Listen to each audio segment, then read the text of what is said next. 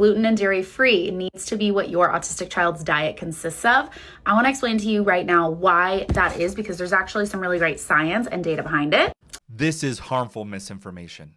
You're asking exhausted, overwhelmed parents to spend their time, their money, and their hope on a treatment that is not supported by solid evidence. You're telling them, remove gluten, remove dairy, fix the gut, fix the autism.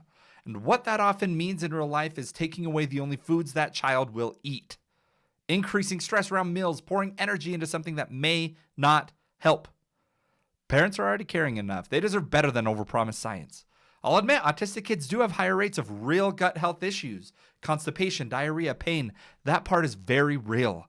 But when actual dietitians work on improving gut health, they don't default to cutting out gluten and dairy. They focus on increasing fiber, improving food variety, supporting the gut microbiome, not broad restrictive elimination diets.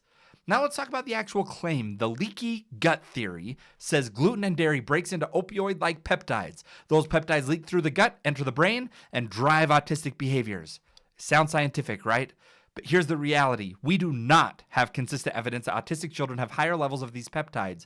We do not have solid evidence that these peptides cross into the brain in meaningful amounts. We do not have strong clinical evidence that removing gluten and dairy improves core autism traits. And major clinical guidelines do not recommend these diets as a treatment for autism. That doesn't mean no child ever improves. Some do, of course, especially if they had a real GI issue like an allergy or intolerance to these. But that is not the same thing as treating autism. When you take a theory that is incomplete, inconsistent, and unproven and present it like a solution, you're stealing a family's time, energy, and hope. Quit trying to add more restrictions onto these autistic kids. They need support.